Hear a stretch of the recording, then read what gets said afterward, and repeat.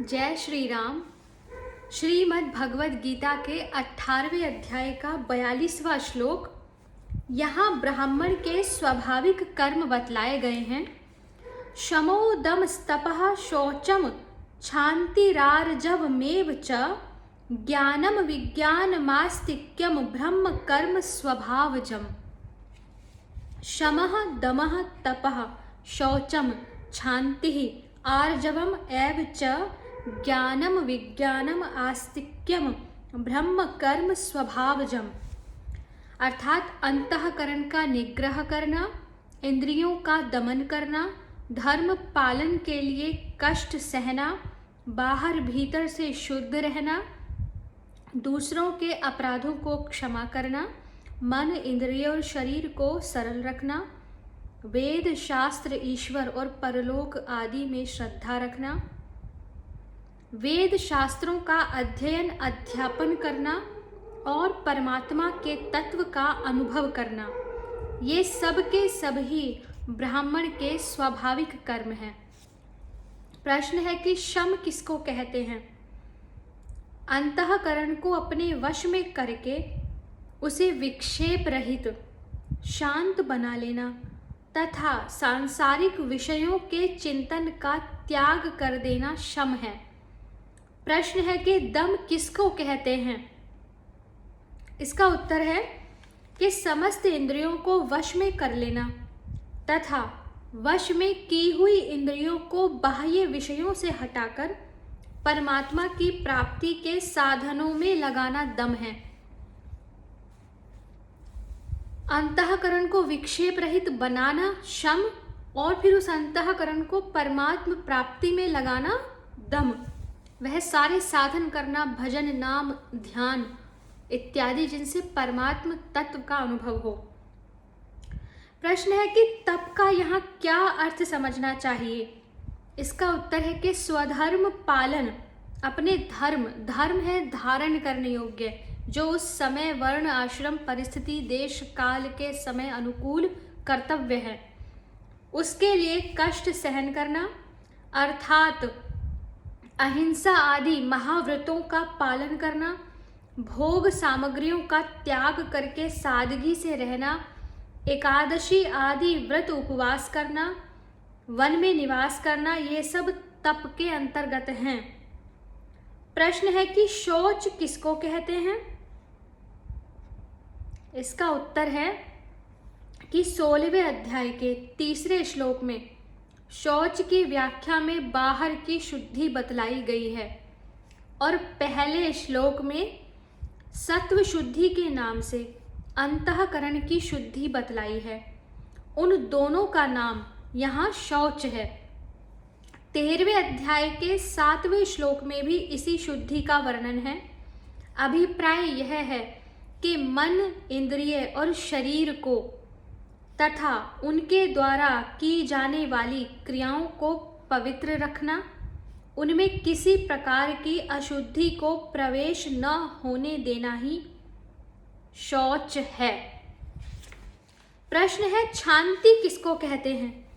तो इसका उत्तर है कि दूसरों के द्वारा किए हुए अपराधों को क्षमा कर देने का नाम शांति है। क्षांति 10वें अध्याय के 4थे श्लोक की व्याख्या में क्षमा के नाम से और 13वें अध्याय के 7वें श्लोक की व्याख्या में भी इसको भली भांति समझाया गया है। प्रश्न है आर्जवम क्या है? तो मन, इंद्रिय, शरीर को सरल रखना, मन में किसी प्रकार का दुराग्रह, बुरी भावना, किसी के प्रति कोई घटना हो गई तो उस घटना को बार बार याद रखना, और ऐंठ नहीं रखना, जैसा मन का भाव हो वैसा ही इंद्रियों द्वारा प्रकट करना। इसके अतिरिक्त शरीर में भी किसी प्रकार की ऐंठ नहीं रखना, यह सब आर्जव के अंतर्गत है। प्रश्न है आस्तिक्यम पद का क्या अर्थ है? इसका उत्तर है कि आस्तिक्यम पद आस्तिकता का वाचक है। वेद, शास्त्र, ईश्वर, परलोक, इन सब की सत्ता में पूर्ण विश्वास रखना, वेद शास्त्रों के और महात्माओं के वचनों को यथार्थ मानना और धर्म पालन में दृढ़ विश्वास रखना, ये सब आस्तिकता के लक्षण हैं। प्रश्न है कि ज्ञान किसको कहते हैं? तो उत्तर है कि वेद शास्त्रों के श्रद्धा पूर्वक अध्ययन अध्यापन करने का, उनमें वर्णित उपदेश को भली भांति समझने का नाम ज्ञान है। प्रश्न है विज्ञानम पद किसका वाचक है? तो वेद शास्त्रों में बतलाए हुए और महापुरुषों से सुने हुए साधनों द्वारा परमात्मा के स्वरूप का साक्षात्कार कर लेने का नाम यहाँ विज्ञान है। अब प्रश्न है कि ये सब ब्राह्मण के स्वाभाविक कर्म हैं, इस कथन का क्या भाव है? इससे यह भाव दिखलाया गया है कि ब्राह्मण में केवल सत्व गुण की प्रधानता होती है। इस कारण उपयुक्त कर्मों में, जिन कर्मों को अभी बताया गया, उन कर्मों की स्वाभाविक प्रवृत्ति होती है, उसका स्वभाव इन कर्मों के अनुकूल होता है। इस कारण उपयुक्त कर्मों के करने में उसे किसी प्रकार की कठिनता भी नहीं होती। इन कर्मों में बहुत से सामान्य धर्मों का भी वर्णन हुआ है। इससे यह समझना चाहिए कि क्षत्रिय आदि अन्य वर्णों के वे स्वाभाविक कर्म तो नहीं हैं, परंतु परमात्मा की प्राप्ति में सबका अधिकार है, अतएव उनके लिए वे प्रयत्न साध्य कर्तव्य कर्म हैं।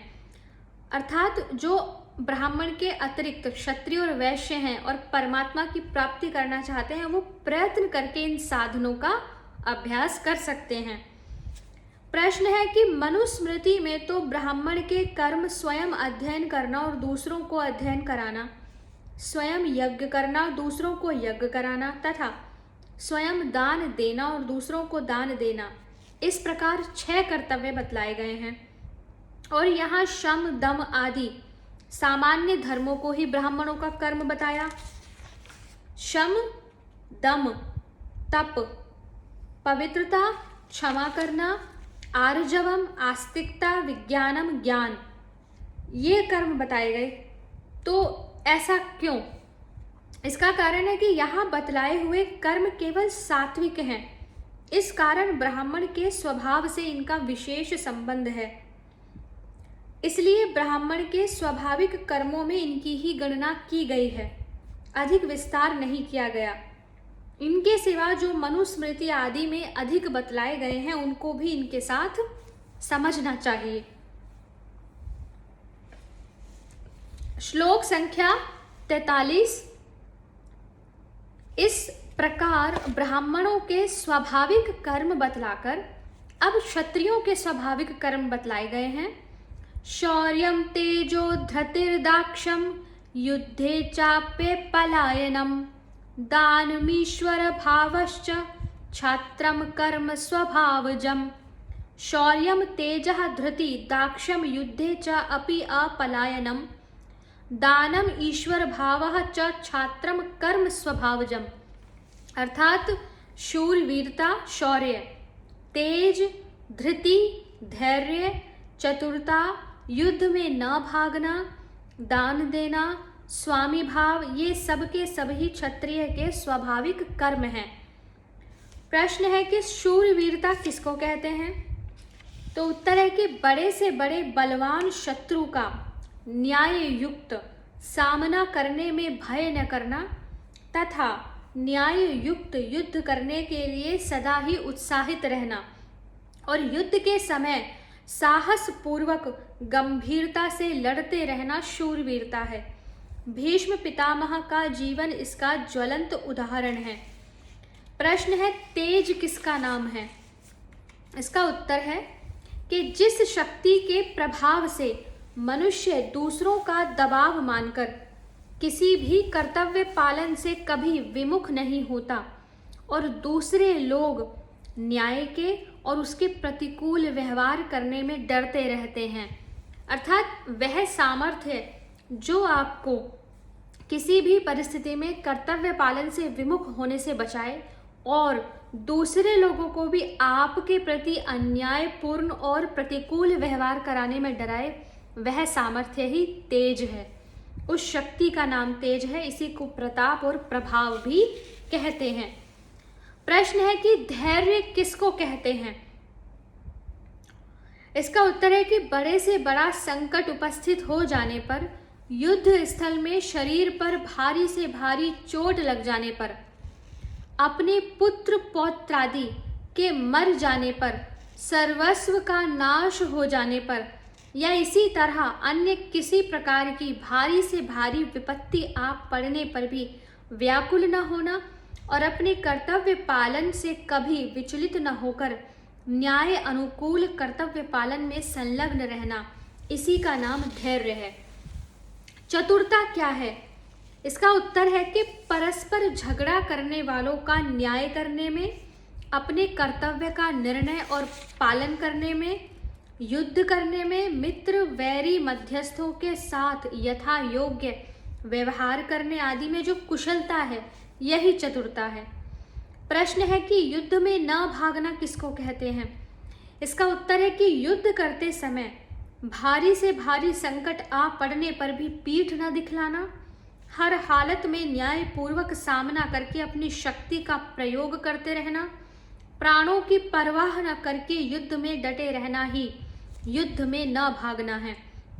इसी धर्म को ध्यान में रखते हुए वीर बालक अभिमन्यु ने 6 महारथियों से अकेले युद्ध करके प्राण दे दिए, किंतु शस्त्र नहीं छोड़े।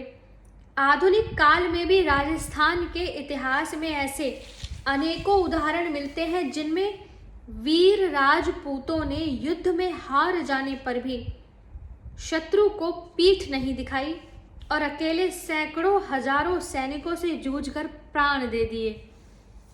प्रश्न है कि दान देना क्या है? अपने स्वत्व को उदारता पूर्वक यथावश्यक योग्य पात्रों को देते रहना दान देना है।